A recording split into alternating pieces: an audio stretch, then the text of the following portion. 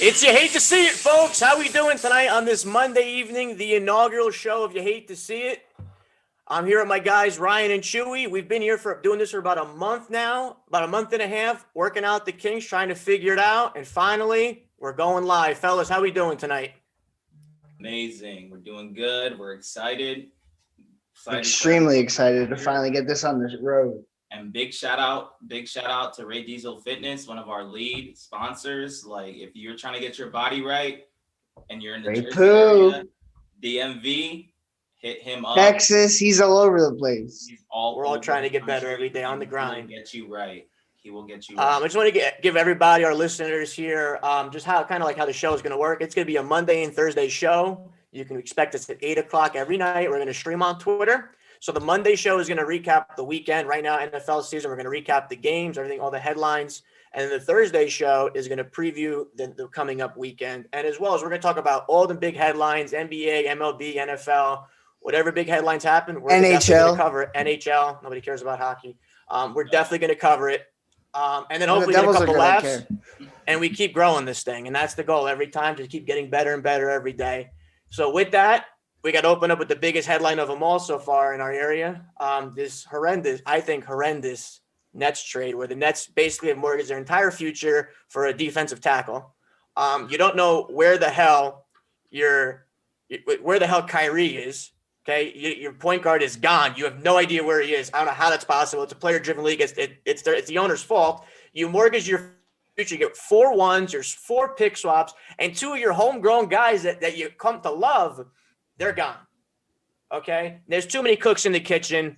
What's going to happen? I'll open up to the resident Net fan here to combat me. I'm the hating Knicks fan apparently. You are a hater. First things first. Pick swaps, just erase that part from the whole deal, because when you make this trade, you expect to finish ahead of the Rockets every year. So that's really not a part of the deal. I think it was only 3 ones they gave up, or maybe it was 4. 4 ones. The reason they're obviously, anytime you get to add a top 5 player in the league, the Nets have watched Kevin Durant clearly regain his MVP form. And when you see that your championship window is about 2 or 3 years, and you have to go all in. You have to go all in. With that being said, do I think it was a good trade for the Nets? I mean, I like it. I'm not in love with it. You get an MVP. You're getting an overgrown MVP. I mean, he's gonna lose weight. Dario, I know. He's gonna lose weight. He will lose the weight. I'm just messing around with that. He still can't be stopped. It's gonna be a different ball. He's not gonna play the same ball game. I think there's a clear dominance there. Kevin Durant is better than him. If he goes out there, I think it's widely viewed as Kevin Durant being a better player than him. So I think he will. No, 100%. Fall back a little. But the reason why I'm not in love with this trade and it's because the Nets problems through 10 games, or give or take, have been defense and rebounding. So what did they do? They got rid of Jared Allen.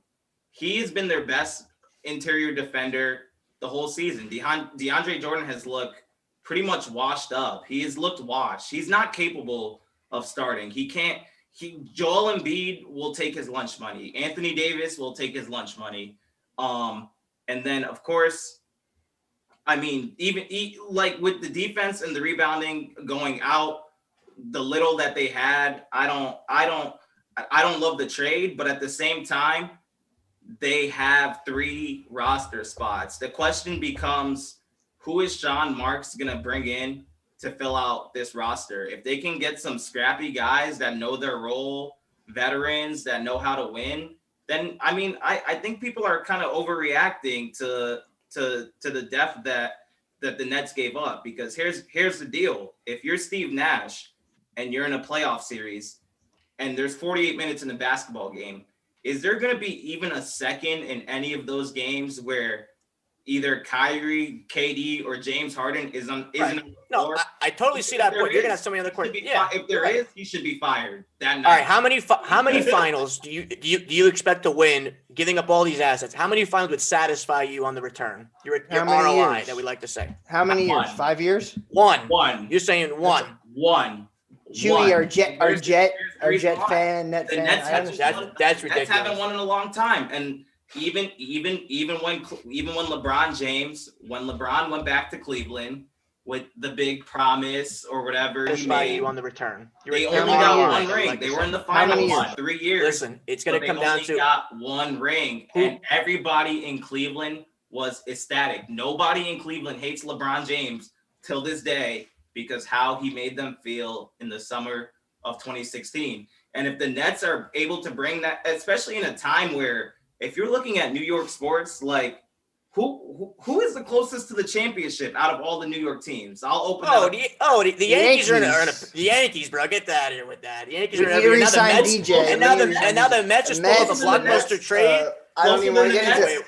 Can we move? Let's move on. Let's move on to football. Let's focus on. Listen, football. we're monitoring the situation because it's going to be a soap opera in Brooklyn. Yankees and Nets are up there. I think the Yankees and Nets are up there. The Yankees and Nets. So moving on. Every time I watch the Yankees in the postseason, they're folding. We got cheated, bro. Don't get me started. We have a lot. All right, going on. Urban Meyer to the Jags. Looks like it's a done deal. He went out on Mr. Khan's yacht. I don't know how many times. To figure out the details. I know Urban Meyer demanded a lot, and I know the Jags could have given it to somebody who was begging for a job. Like, I'm pretty sure Joe Brady would have begged just to be in the doorway. On the other hand, you take Urban Meyer, veteran coach, guy that could command a room, but can he do it? That's the best job out there. It is. No, it absolutely is. I think he has his demands where he wants facilities upgrades. He wants to pool. He wants a pool on the sidelines. Okay, to the stands. He wants to move to the sidelines now. Ooh. I wanted Urban to stay, and I think he did it. I knew it's probably just a driving force in him that he wants to, go accomplish being an NFL coach. But I thought he was done. I think he's done everything he could accomplish. I think he'll go down in history as one of. I know, that's what I'm saying. I didn't want to see him come back, but I mean, Dario gives me shit about being the biggest Trevor Lawrence fan out there, but. You ask for a situation like that, I think he's going Trevor Lawrence, and I think you can't ask for a better situation. In my opinion, he's the best QB prospect since Luck or Manning. Even I think he's going to be a real deal. I think he's like very similar to Mahomes. I'm in love with this man. Listen, I don't care do anything to have him on my team. I don't care how good of a college coach you are. The difference between the college and the NFL is completely different. In college, as a coach, you basically control your players' time. Literally, the schedule is marked out from January to December, and you know where that kid's at every step of the way. You have that relationship with the recruit. You have that relationship with the player. Now you're coming to grown-ass men who are making a lot of money. Is that voice in the locker room going to be as loud as it was at Florida, at Ohio State, at Utah? Well, in Jacksonville. That's going to be the biggest thing I got to see. Just touch on his health real quick. I think me and Chewy agree on this. Is in the NFL is a lot less demanding than being a college coach. I feel like college coaches are the be all set. I agree. We all agree on that. I think they got to recruit. They got to do. No, I agree. There's got to travel. Exactly. You're right. I think this is going to be a little easier on his health wise. But as you were saying, no, but I don't agree with. I don't agree with what you said. I don't think the Jaguars are the best job. The Chargers are clearly the best job. They already have the most pieces. I forgot about them. Yep. Yeah, they already have the most pieces in place. They already have the quarterback who lit up his rookie season. You're going into that big Herbert guy over here. They have stars all over their roster, but the reason why Urban Meyer, and I'm thinking in Urban Meyer's mind, the reason why he would pick Jacksonville over LA is because the expectations. Cool. I mean, you go to the Jaguars and you have a rookie quarterback.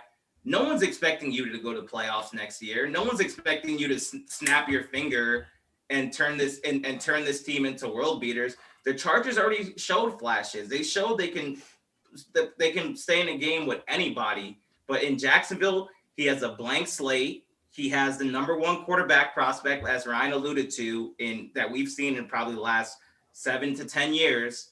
And you also have a lot of cap space. And the thing about Urban Meyer is he hasn't been doing nothing in his time off. That's what people forget. I mean, He's been watching college all football over TV. He's been watching college football. He's very good on who TV. has a better Fox is losing a great analyst? analyst. Yep. So I got a question. What was his demands? Does he get control of the player personnel at all? I don't know. I think that's probably going to control. That's probably going to come out in the next Khan, coming days. At least draft wise. I mean, they definitely need to get. I think you can get a GM in there and work the numbers and work tradings and shit. But you should definitely have Urban as draft specialist. Urban, listen, if Urban is agreed to this, then Urban's getting every single thing he wanted because he doesn't need this job. He had a very comfortable position where he was. This is a want for him. This is a goal for him. A lot of other guys need this job.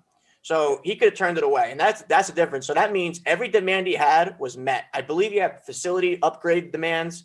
I think he wants personnel decision-making. I think he wants to build this in his image. And I think he can definitely do the job. I think Jacksonville's and they have an owner that wants to spend money. Yeah. And the big question is the owner wants to spend money, but he also wants his input on football decisions, and that is a problem that we have not seen. We have not seen that work in the NFL. Jerry Jones, Warner in Washington. Well, all right. Let's take Shad Khan's. Look at from his perspective. This is a guy that's new to football, comes in, buys a team, and lets everybody else run the show. The team is right into the ground. They had one little spurt in the AFC Championship game. Right. He's had the team for 6 years. So at this point, he's saying to himself, "I let all these other guys do it, and we're nowhere. Shit, I'm gonna do it. This is my team. It's my money anyway." One quick point on that. Look, they had all those players. I don't think they ever had a coach of Urban Meyer's standpoint when he was currently coaching. I mean, Tom Coughlin was their coach originally, but Urban Meyer, I think it's someone that players can respect. Like those players, you see Ngakoue disrespecting, I think, Khan on Twitter, like just to get traded away. Jalen Ramsey, they blew that shit up. I think there was one big year they tried to run it back. It didn't work out. It ended up terrible because they had no quarterback. And then, this is what we saw. But I think getting Urban in there, he's a respected coach. Yeah. I think it's a great move. I think this is a splash move Khan's looking for. It's a good move. It's a slam dunk move. Flashy. I mean, I see on the rundown we have Urban Meyer potentially taking Justin Fields over Trevor Lawrence. Like, just stop that nonsense. Yeah, Ryan Day recruited Justin Fields. It's not as close to a tie as they're making out. I've been saying there's a huge gap between quarterback 1 and quarterback 2 in this class. I think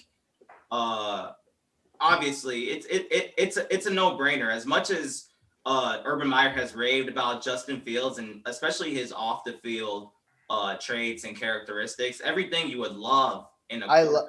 Everything I've been rooting for Fields for a while. But at the end of the day, you have to go with a player that's A, more talented, and B, has the better physical attributes. People think of Justin Fields as a more athletic quarterback, but when you look at the tape, I mean, Trevor Lawrence is 6'6", and dude, if you watch this man run, and when he takes a hit, bro, he can eat any hit. Trevor Lawrence is just a different level. But just quick point on Fields.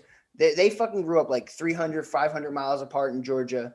And, that he's been number 2 in every ranking to this guy. And he showed it on the Clemson game, bro. That was so much heart. I think it boosted his draft stock. I think Alabama was just on a different level. Just to touch on that real quick. Yeah, I mean, since we're talking about 1 and 2 pick wise, let's talk about the guy. The team is very get close back in on Chewy. Leads us to the New York Football Jets, baby. Look, what I saw was you got a guy like Robert Saleh, who's the polar opposite. Chewy, you said it to me this week. This is the complete opposite of Adam Gase. This is a guy that needs a get back coach. You want to get back? Right, Adam Gase. That was my first choice.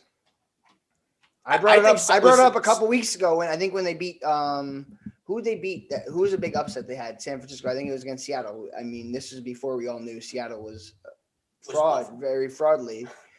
Fake team. But I was like, I think Saleh, I think he's fucking got energy. It's fucking. I think that and I alluded to the point where regimes usually like to transition from offense to coach, defense coach. It's usually like that. That's a transition they usually make. Like the Jets, for instance, they did Rex Ryan, then they did Todd Bowles. I mean, those are both defense coaches, but then they went to offensive guru. They also Adam Gase, forward thinking offensive mind. Listen, teams do this all the time, and you're right, Ryan. They go offense, defense, but they also go temperament. They go from the rah-rah guy to the quiet guy. Then they're like, okay, the quiet guy is too quiet. That's how Rex and Todd Bowles were different. And that's why they're guys like compared to like quiet. Yeah. Yep. So you're going from a mime in Adam Gase to Saleh, who's going to be the rah-rah guy. But I can't believe the Jets let him leave the room. I can't believe it. 100%. I can't believe it. How do you let that guy go? It's the same mistake that they made. It's the same mistake that they made. You finally have a leader of men. Coaching search and it's horrible. Like, this guy's being highly touted by all the 3 other teams, at least at the bare minimum. He's going to Philly, Detroit, whatever, and you let him leave without a contract. Like, at the end of the day, I would have loved that hire for all the reasons we already talked about. Like, he's fiery, and he's a guy where you have young players and a young roster. They're going to show up every week. They're going to get behind him. Play hard every week. I'm playing for this guy. Even in the Rex Ryan, for all the Jets fans listening, even in the Rex Ryan era, when we were not talented, where we were lacking talent, they played. You knew when you turn your TV on every Sunday that the Jets were going to be playing hard, and I feel like we were thirsty to get back to that. We're very thirsty to get back to a team that's motivated. They made the playoffs during that time. But I got a quick question. I think you would agree with me. I think if I'm the Jets myself, I think my number 1 candidate is EB from Kansas City, Bieniemy. I think he's gotten glowing endorsements from Patrick Mahomes and Tyrann Mathieu. I think and Andy Reid, yeah. I mean, I think that. But here's my thing with that. That's the top of the class. I mean, I love Saleh. Saleh was my number 2, but I think EB is number 1 for me personally. And what have they brought him in for an interview? EB, so. No. Here's a knock on EB. I thought the Jets. One real quick before you go. I thought the Jets were fucking searching from the East Coast to the West Coast, anyone who was qualified. That's what I thought the initial reports were. They did a lot of first-round interviews. They probably did 8. But they didn't even bring in the best candidate in the NFL. Is he not? He does have a playoff game, Ryan. Yeah, he's not going to bring him in via Zoom. Well, they could have brought him in during the bye week. They could have brought him in during the bye week. But the point, they do that in the NFL. They'll bring him on the bye week, but they knock on Bieniemy with what I'm hearing. He doesn't interview well. And I really hope people fuck how he interviews. What is your bar? Let's keep in mind that Adam Gase obviously interviewed pretty well to get the job. No, I agree. And look at him, and then he came out and fucking stared through the cameras. Like, if this guy doesn't mean shit. I want a guy that my players can get behind, and that someone someone that they can look up to and respect. You've seen with Joe Judge. We're talking about it with Urban Meyer. We're talking about it with Saleh. There's he was bringing up Rex Ryan. I want that kind of guy. You need a leader of men. And if the players are fucking backing him, EB was the first interview. EB was the first Jets interview. It was a Zoom call. Here's the thing. But the reason why, look. Here's the thing. EB, it would have been a good hire. No Jets fan in their right mind would be mad with that hire. But when we were doing this pod and we were talking a couple weeks ago, and you asked me who is your top 3 candidates. Who did I consistently name on that list? And it was Arthur Smith. It was Arthur Smith for the way he has taken control of the Tennessee Titans offense. And I know Jets fans, trust me. I know you can't wait to see Sam Darnold leave. You want to reset the contractual clock. And that all makes sense. Those are points that you can't disagree with.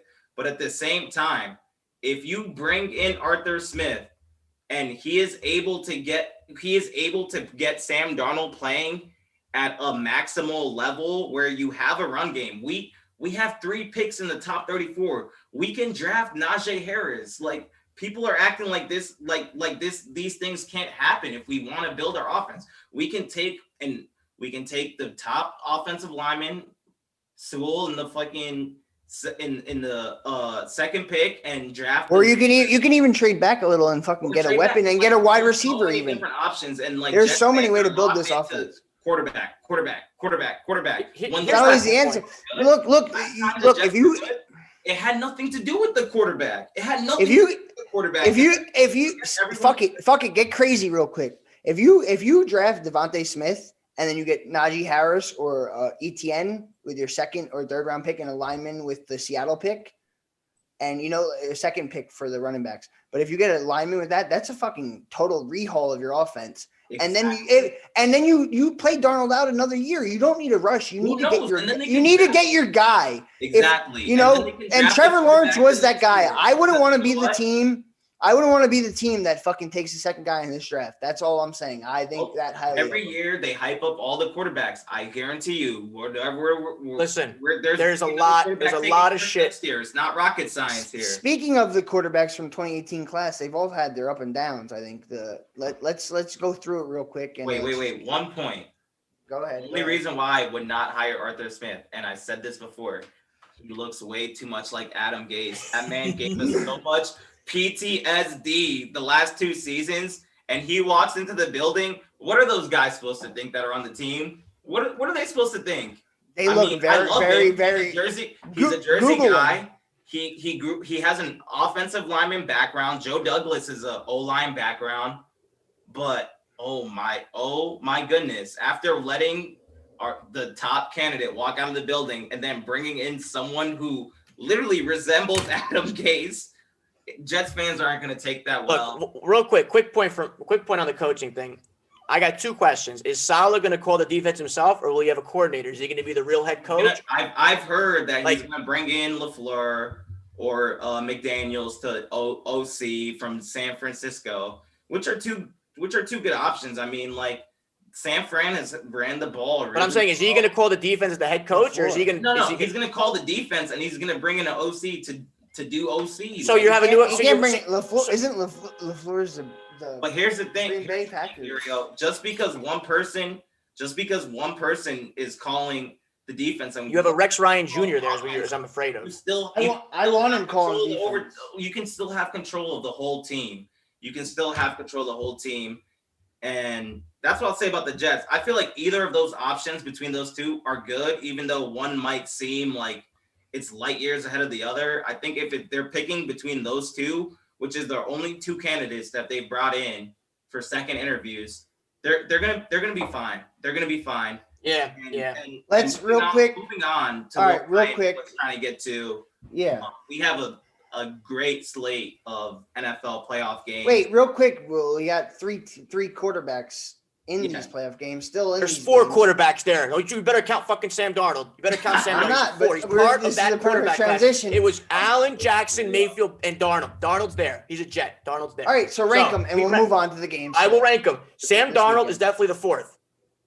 Okay, I can say that. He has to be. Has to be. I think that's 100%. He might be the 3rd if it wasn't for Adam Gase, but we'll blame him. Listen, I think it's this season. If you're looking at just this season, Allen is definitely the guy running away from it. Now, just on this season alone, I'm putting Mayfield in front of Jackson. I think Baker's having that good of a year. You're crazy. You're so crazy.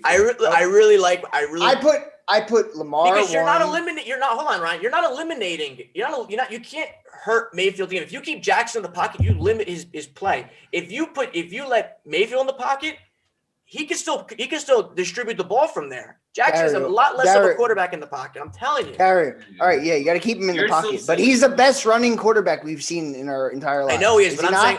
He's better than Vic. I think he's better than Vic. He's better than Vic. Yeah, he is. So how are we just going to discredit that whole fucking We're not discrediting it. I'm saying as far as a quarterback that is as well-rounded as all of them, if you force him to throw from the pocket, you eliminate 3 quarters of the Ravens. Dario, gun to your head. You need to win a game, and your options are Baker Mayfield and Lamar Jackson. Who are you taking? Shoot me. Who are you taking?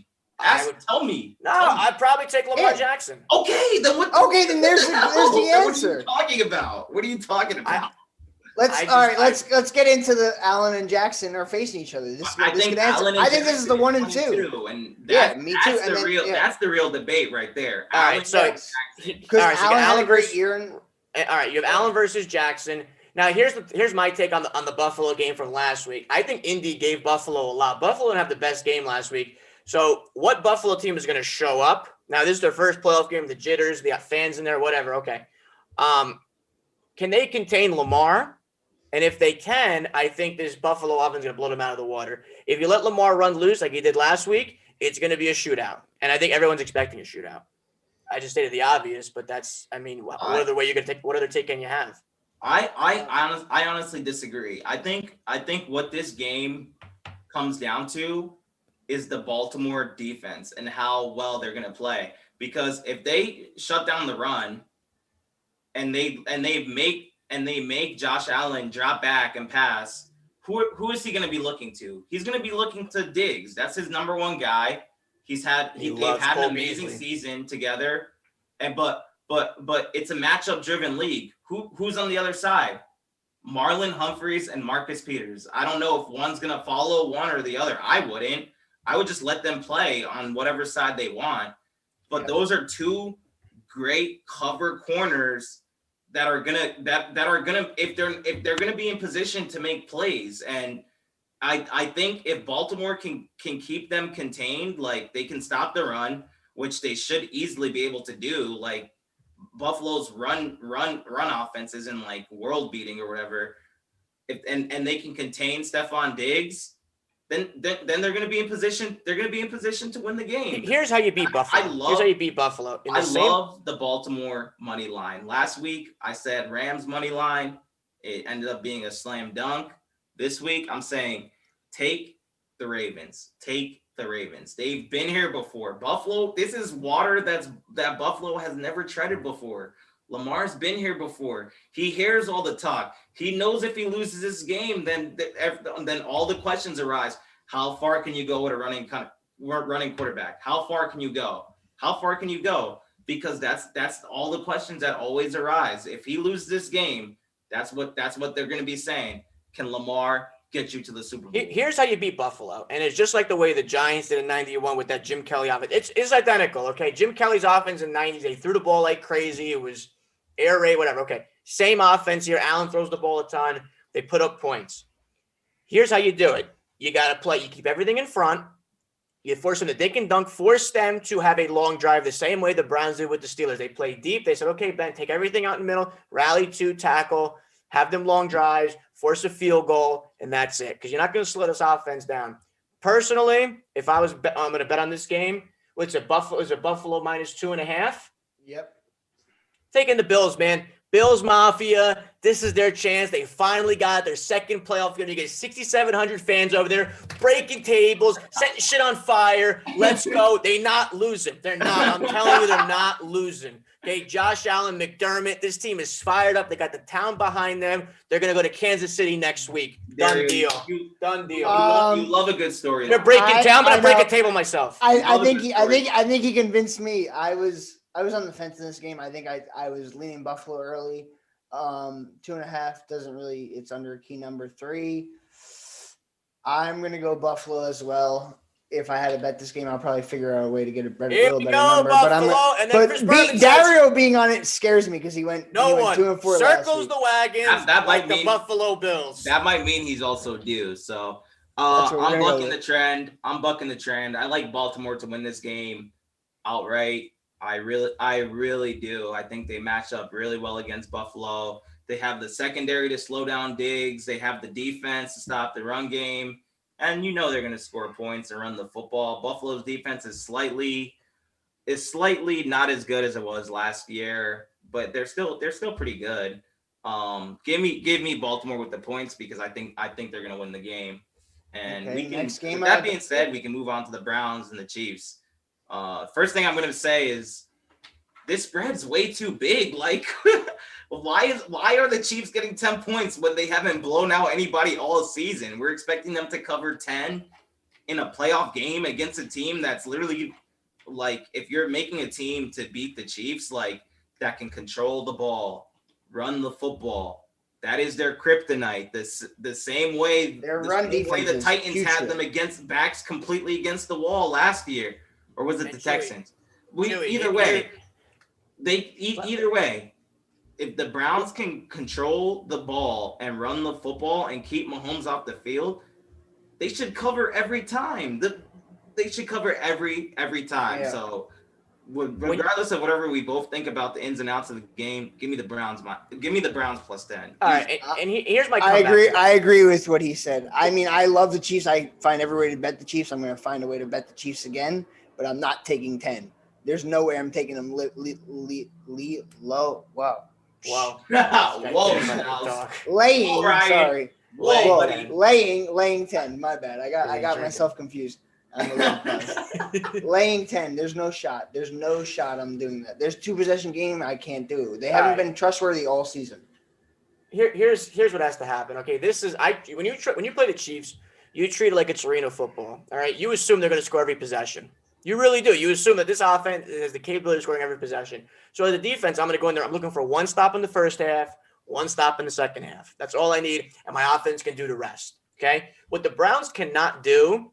You're right, Chewy. They got to sustain drives, keep Mahomes off the field. But what they got to do, they got to put 7 up. They can't go down there, kick a field goal. They can't have a long drive and maybe punt. All right, because guess what? Mahomes is scoring the other way, and you know that's happening. Yeah. All right. But I think one point. Denzel Ward's back this week. The Browns are getting some guys back in their secondary. Right, from COVID. That they believe. And injury. Yeah. I'm making this point very distinct. Like they believe can slow down Tyreek Hill and all them boys and Travis Kelce.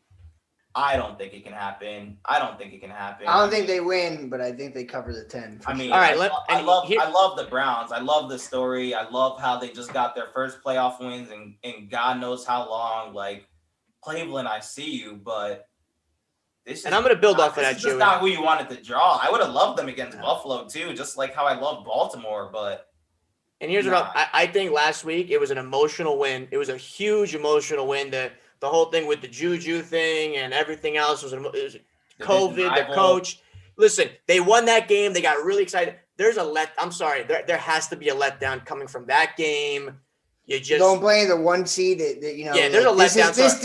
This is the team that everyone's thought. Big spread right back to the AFC Championship. And when teams take a week off, they forget how good they are. They really forget. We haven't talked about the Chiefs in a week because they didn't play. The Chiefs are a goddamn good team. I'm taking the Chiefs minus 10. I'm taking them. I'm taking the points. I'm telling these guys. I like that. And one last point I like to make, because this is before we move on to the next game. This is off-season talk, but I mean, what do you do with Odell Beckham? Like, what do you do? I mean, they're this far without him. They've been a better offense without him.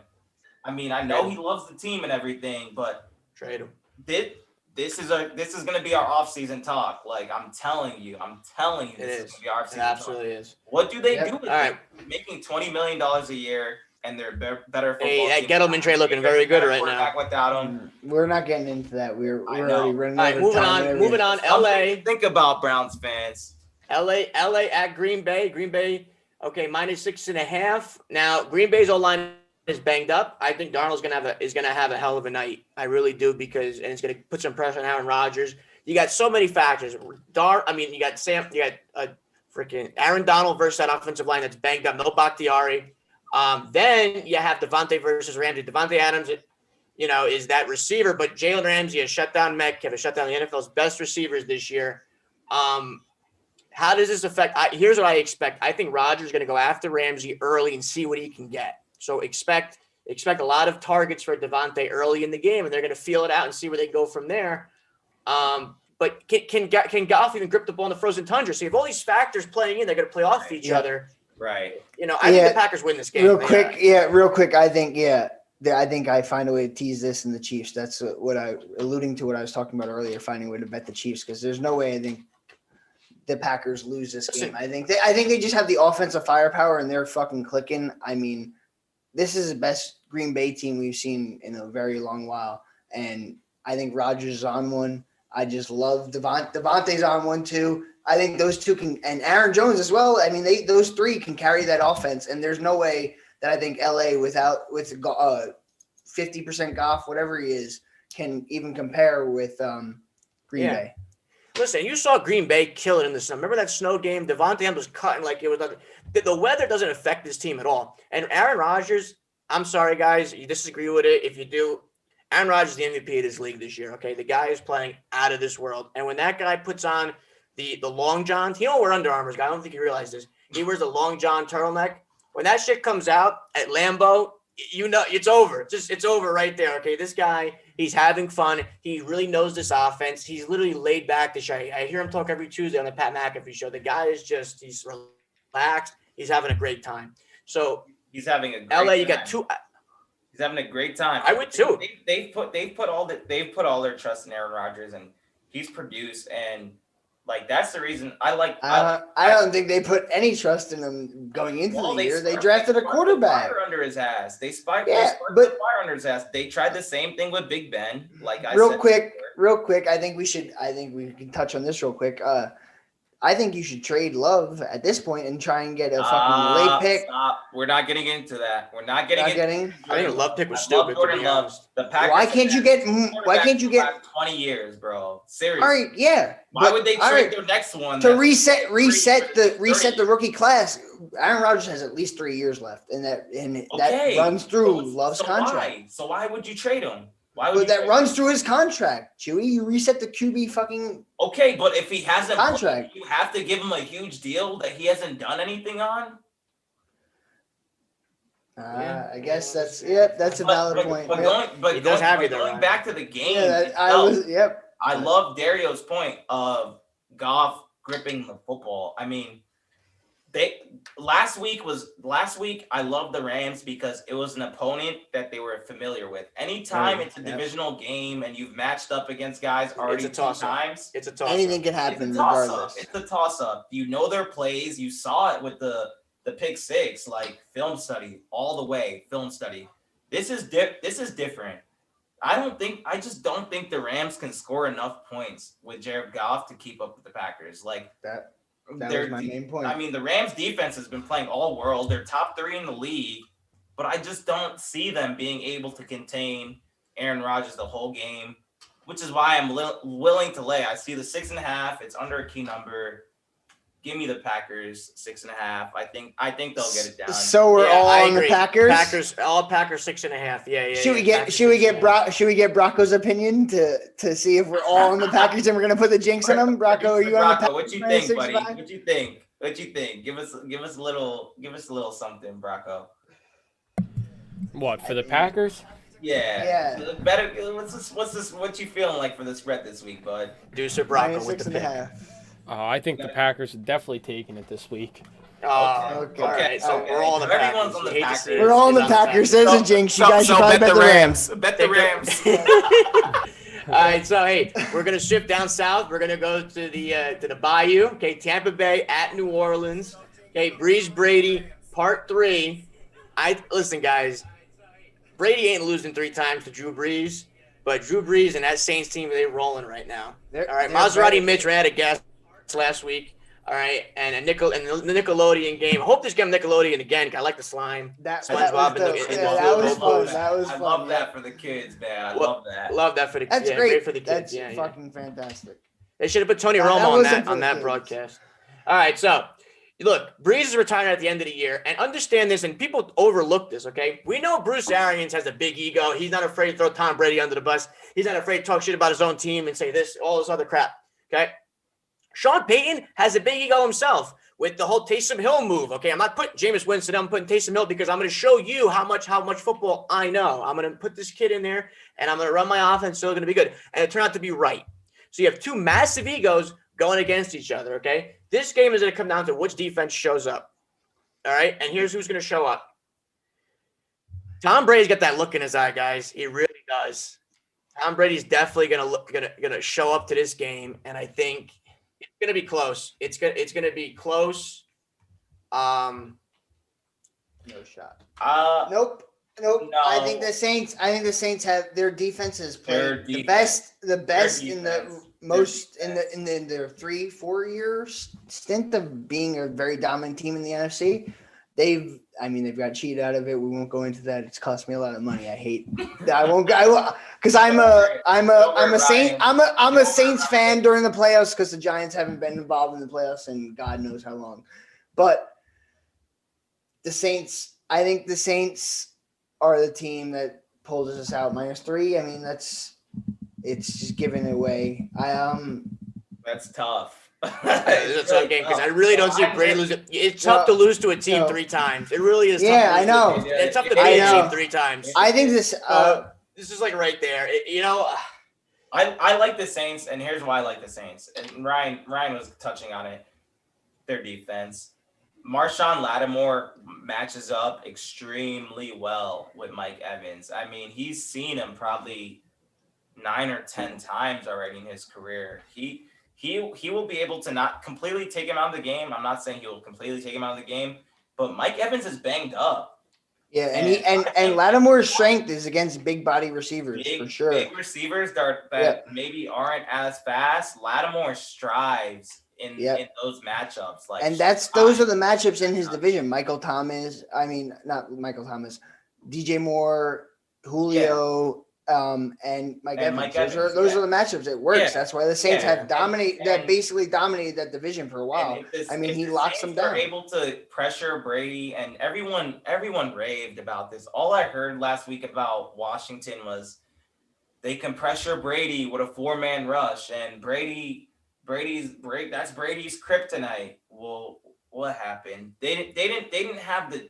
It's not that they didn't have the X's and the O's. They didn't have the Jimmys and the Joes. And guess who does? The New Orleans Saints. And I'm gonna ride with the Saints because they're just the better team in my opinion. They can beat you multiple ways. And I trust a Saints defense more than a defense coached by Todd Bowles.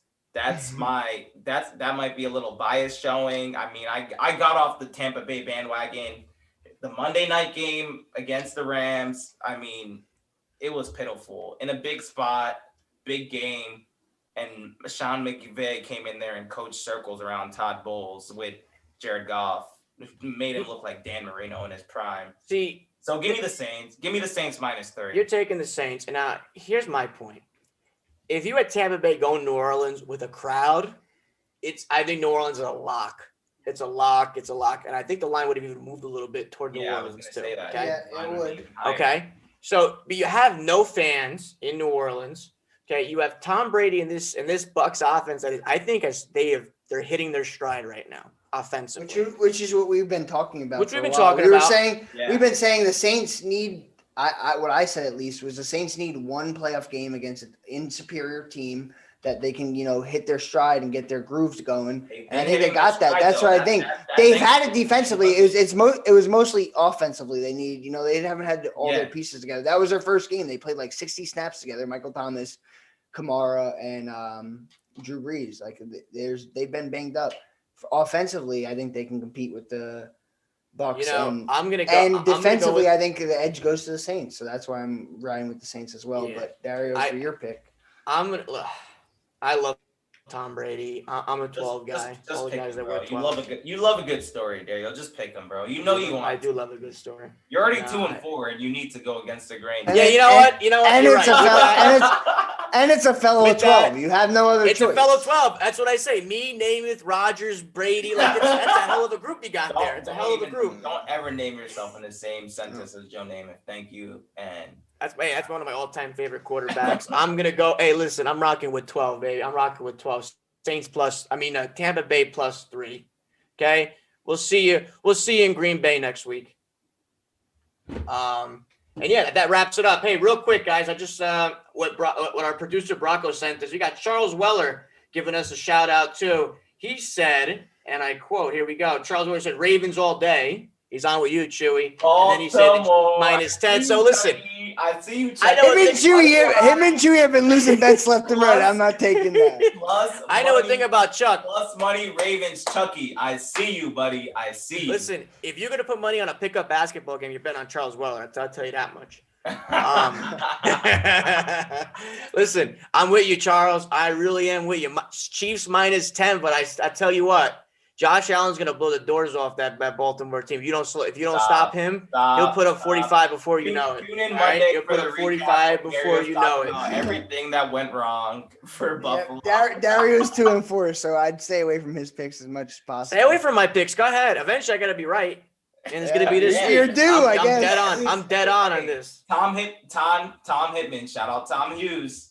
The Hitman, he'll be on the show. Hey, he'll be on the show next week. Of the time, so there you go. Broken clock is right twice a day. All right, folks. I'd like to thank everybody for tuning in to the first ever episode of the You Hate to See It podcast. We hope you enjoyed this, and we hope to see you back here Monday night. We're gonna post this on YouTube tomorrow morning, so that you can Spotify, and eventually we're gonna get on all the streaming service so that you can hear us up and take us on through your day. Hope everybody has a great weekend. We'll see you back here Monday 8:00. Go check into Twitter. Have a good night. Get vaccinated, America. You need it. Get vaccinated. Here he goes. I told you 3 trial runs.